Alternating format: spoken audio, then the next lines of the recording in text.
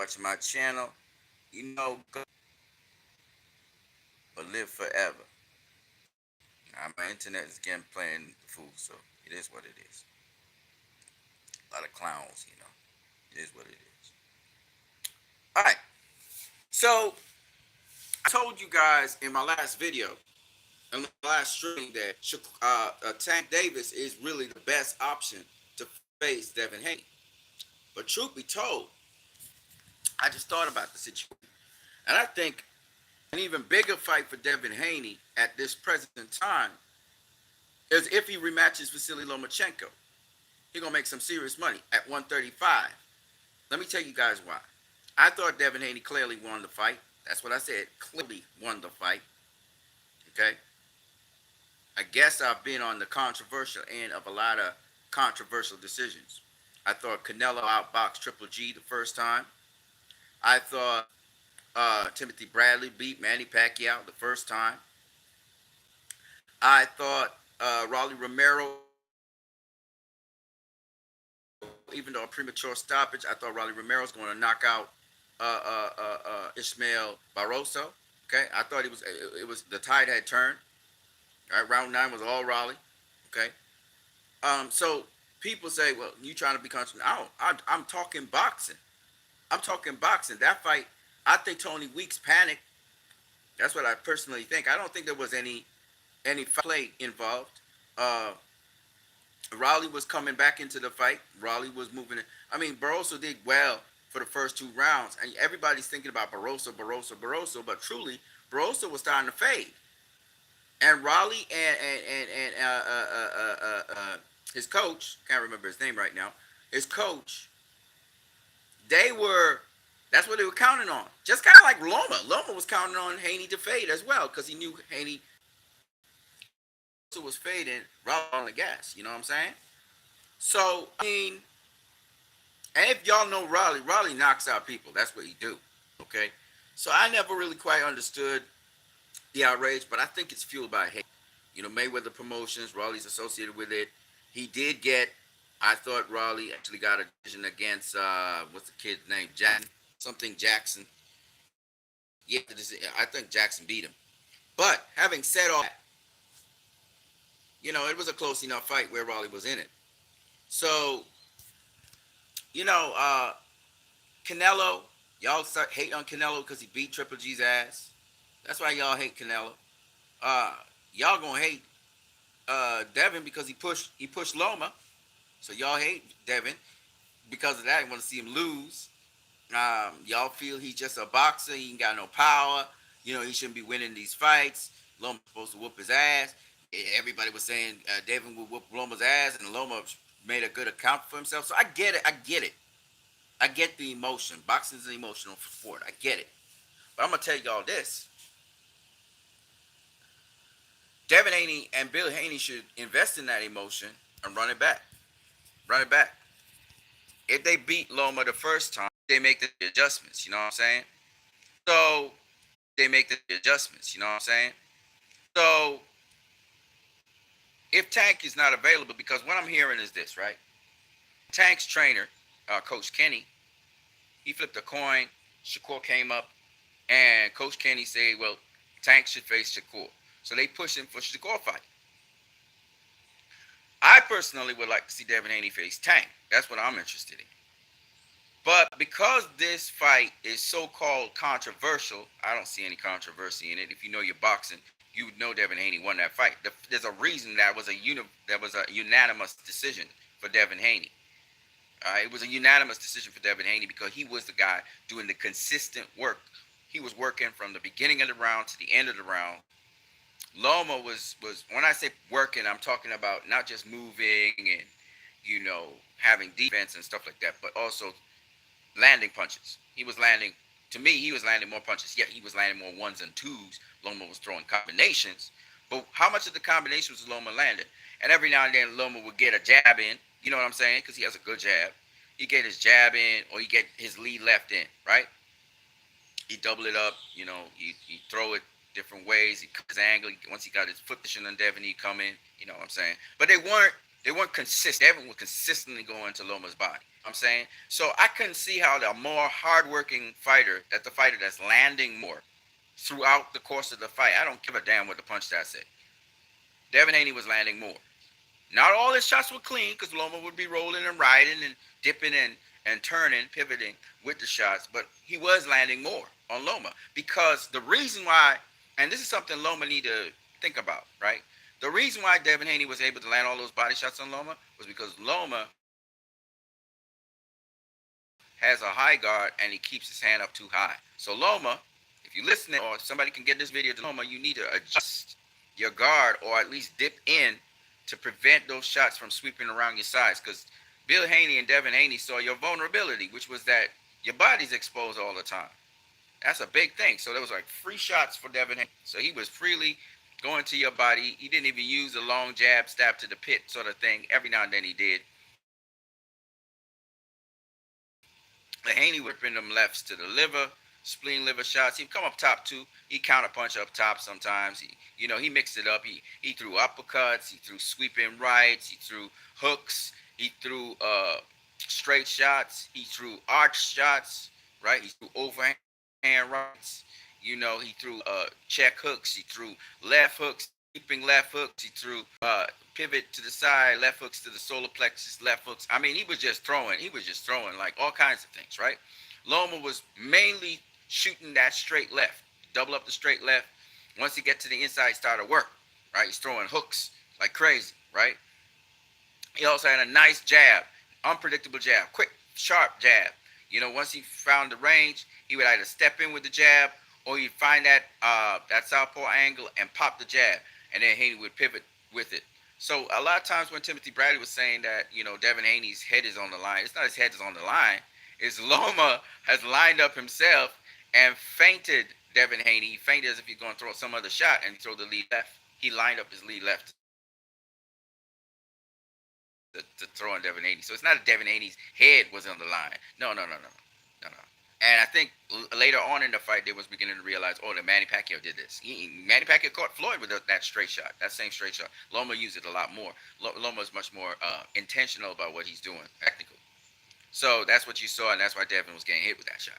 Um, it's so deceptive how Loma would bring his body closer to you, and you don't realize it. Devin Haney, he was very in range all the time. Devin Haney would sometimes fight in the pocket with Loma.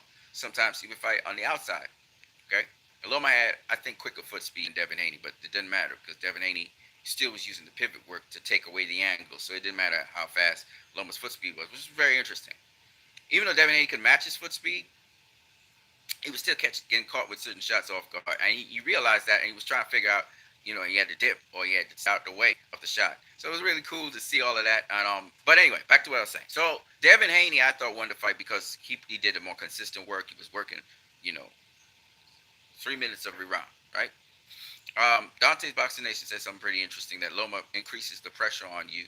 He uses feints to try and push you back. He stays just outside the range, makes you be shooting shots, but you're falling short. So he did do some landing body shots. He was still landing on the inside, particularly his inside work. I wish he would do more of that next time against Loma. Work that body on the inside, body to body. Once you body to body, get yourself in position, get that T angle, and rip shots. You know what I mean? Um, but the reason why I say that a rematch is a good idea is because of the controversy. And Mayweather, when they said Jose Luis Castillo was a champion at the time, so the guys that Floyd actually rematched were champions, but nonetheless, Loma's not a champion, right? So he doesn't really deserve a rematch. Nobody's saying he deserves a rematch, but because the fight is so close, for some reason I beat Floyd. They called Marcus McDonough versus close fight when it was like 8-4. I think this is an 8-4 fight as well, with or 9-3. Actually, I got it 9-3 now. For Devin Haney, y'all gonna say I'm crazy, but no, I'm not crazy. I know what I see. People say those rounds were close. No, ESPN said they were close. They weren't close. They weren't close. You know, um, you gotta know boxing. You gotta know boxing, and as people get out of their emotions, as they start to look at things more objectively, they'll see what I'm saying. because I'm making sense, right? So I'm like I said, it's a win-win situation. Loma gets another shot at undisputed. Devin Haney gets to bring closure to the situation, and more importantly, they both make money because a rematch like this will make more money because people are amped to see, you know, the performances. Loma makes some adjustments so he can make sure he gets the win. Haney makes some adjustments, and based on the knowledge, he got a win before. Maybe he can make the fight even more emphatic and more clear. Um, so I think it'd be good. I think it'd be good for boxing as well. It might rectify, where there's a discrepancy between the audience and the officials. You know what I mean? So why not? I mean, Timothy Bradley threw it back with Manny Pacquiao. He lost the rematch, but you know what I'm saying. So if Devin can't get Shakur or Tank, in my opinion, I think Devin he gonna be pushing it, but he have one more fight. I think he has one more fight in him at 135. That's this year. Next year he need to move up. I think. You know, I think he's doing his body a disservice by continuously staying at 135. So I think his last fight at 135, it either is gonna be Tank, Shakur, or why not make it Loma? Right? He faced Loma before. You beat him before. Why not just run it back? You know what I'm saying? Floyd did it with Castillo. Floyd did it with Maidana. I know that Loma is not a world champion, but he's a former world champion. One, two. Um, you know, y'all guys made money. Y'all sold out the fight was sold out the first time. You know what I mean? I think because people think it's controversial, it probably sell out more the second time. It kind of like Canelo versus Triple G. I think the first fight made $1 million, and I think the second fight made $1 million as well. Why not run it back with Loma? In a second fight, and let's see what happens. Loma and the narrative is Loma suffered a loss in the amateurs against a guy, and then he came back and beat him. So maybe Loma could come back and really emphatically win against Devin Haney. They have the narrative like that. A lot of people support Loma. A lot of people love Loma, uh, both in the industry as professionals and so on. I've seen professionals in the industry saying, they think it was a draw. They thought Loma won. Okay, then run it back. Okay, I think these people who were saying they think Loma won were listening to the commentary team, or they was in the crowd, listening to the crowd cheer for whatever Loma was doing, and they got influenced by that, or they know better, they know Haney won, and they're just being controversial. They're doing it to play up to the crowd or play up to the people. But it felt like the fix was in.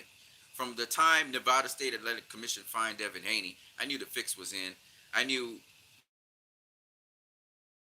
Bill and Devin were up against quite a few people. I know Bob Arum, he wanted Loma to win. A lot of people wanted Loma to win after Haney pushed Loma. So Devin Haney was looked at as the villain, and they just mad that Devin Haney won that fight. And you could say it was a close fight. You could say whatever you want to say. Truth be told, the fix was in. Everybody was waiting for Loma to win. That was what was up. The fix was in. You know what I mean? But it didn't work. You know what I mean? And so they talk about robbery and all kinds of bullshit. That fight wasn't a robbery. If they gave Loma that fight, they'd have robbed Devin. They'd have robbed him. That man earned that win. Don't tell me nothing about no champion. That the champion is right. You have to beat the champion. That's bullshit. That's bullshit. That saying is bullshit. Devin Haney earned that win. He earned it. Too many people out here are full of shit. You know? Again, I'm not saying that Devin would beat Tank. I'm not saying that Devin would beat Shakur. I'm not even saying that Devin would beat Loma in a rematch. I'm saying none of that. If anybody knows me by now, I'm as straight as they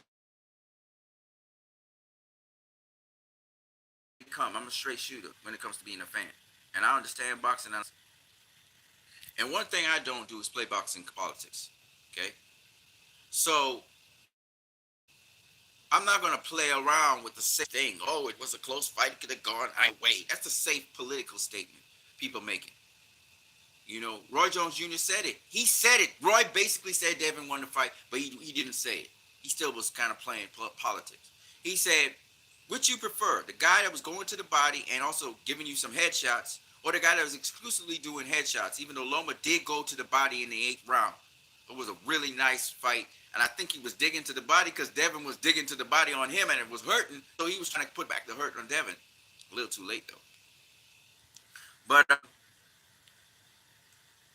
but, you know, I'm not going to be politically correct. Roy Jones Jr. said it. He basically spelt it out why Devin won this fight. Devin went to the body. He also went to the head. He was kind of punching to the head. He was leading to the head, but he was mostly invested in the body. And he was consistent throughout the fight, even when he was tiring. He was still doing that, and that's the reason why Loma couldn't show up for the 12th round. He had blown his load.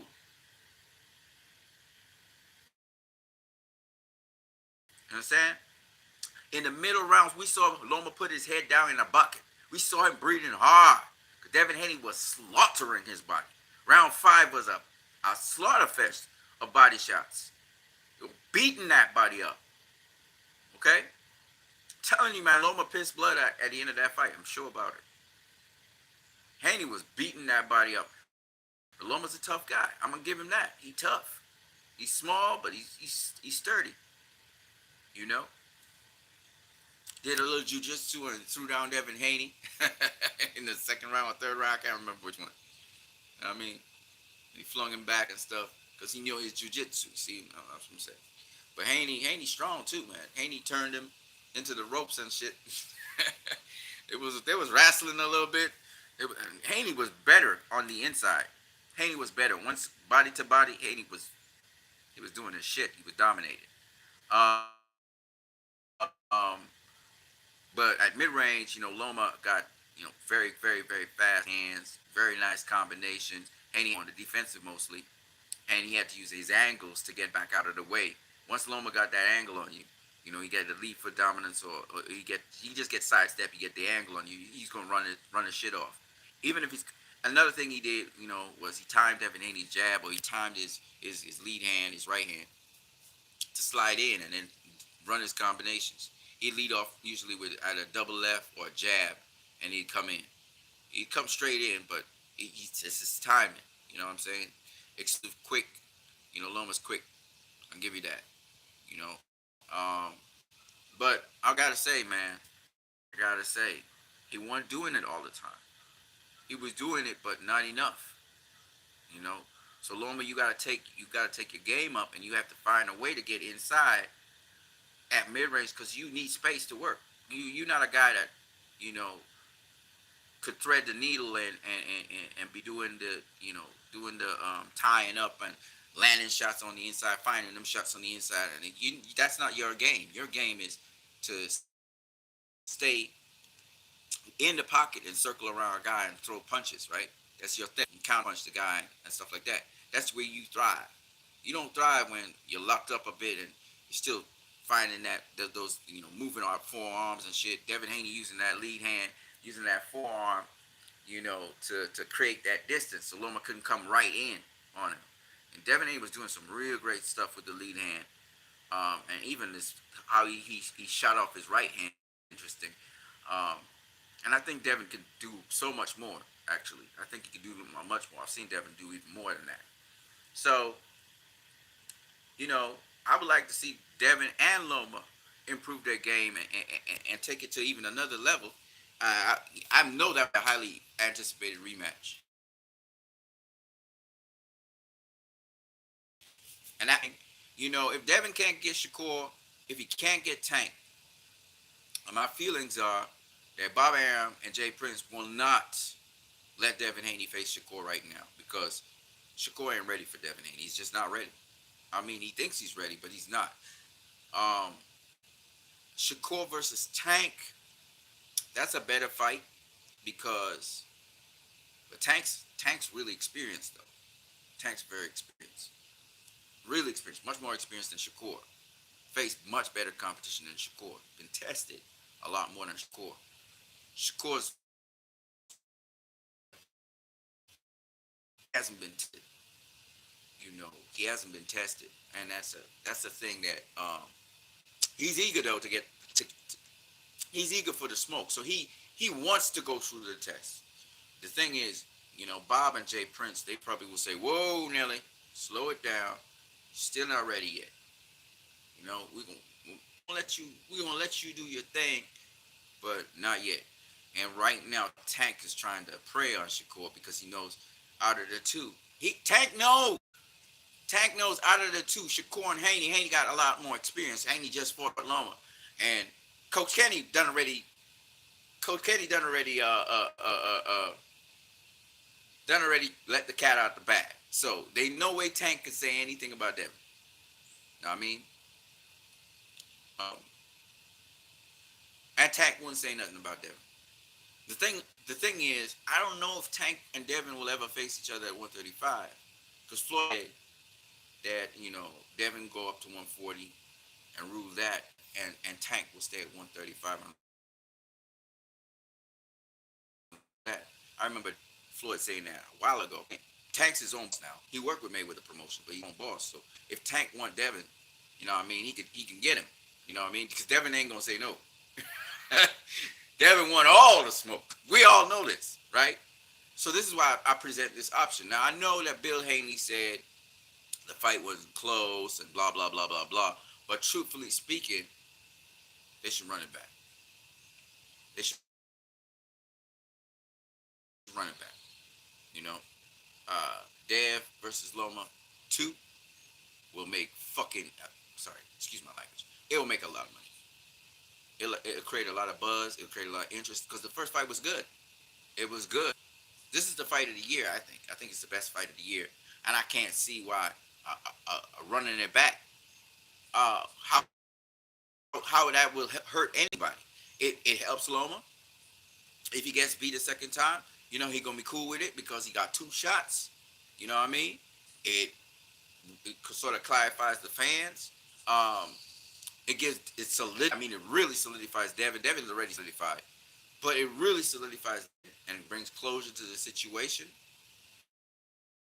Um, and Devin's only improving, so I mean, it's just going to take him to even another level, especially how he wins this second one. He made the both fights very exciting. He made the fight with Cambosis, the second fight with Cambosis exciting. He made this fight with Loma exciting. To see what they would do, what they would come up with, what they cook up for a rematch with Loma. I wouldn't mind it because honestly, if you can't get Tank, if you can't get Shakur, there's Loma. You know what I mean? At 135. But once he's finished fighting Loma, he should move up.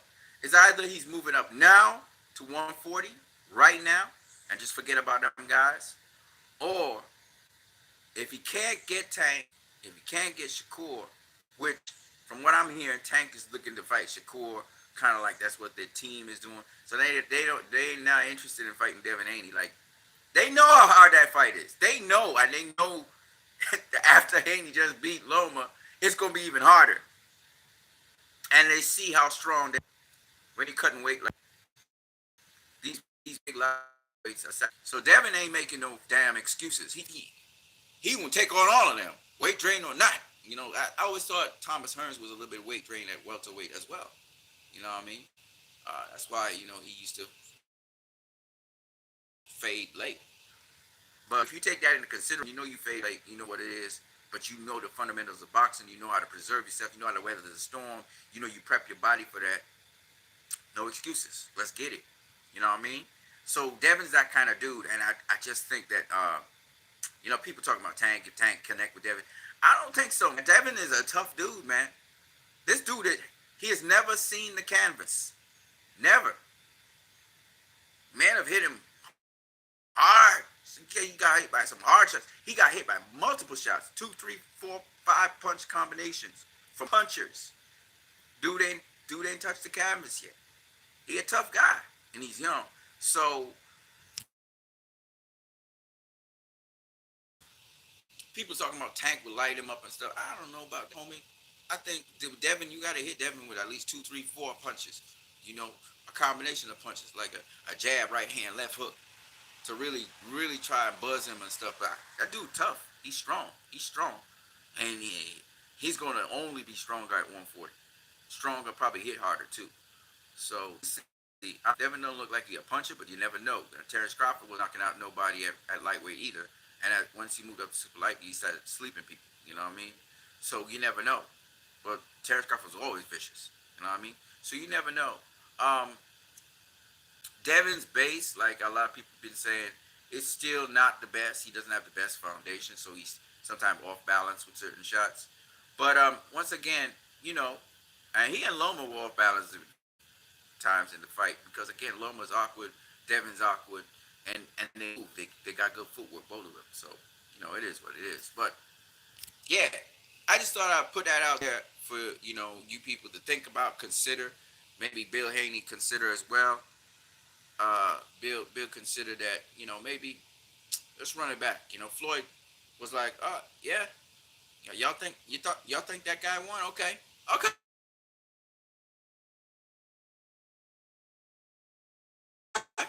okay, and run it back. Let's run it back.